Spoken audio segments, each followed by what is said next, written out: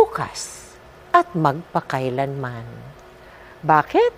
Kauna-unahan hong show yan sa telebisyon na napakalakas ang loob sabihin, pawang totoong kwento lamang.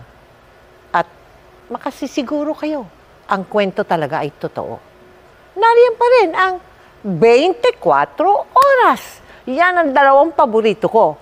Una muna, dahil nandun ako syempre, di ba?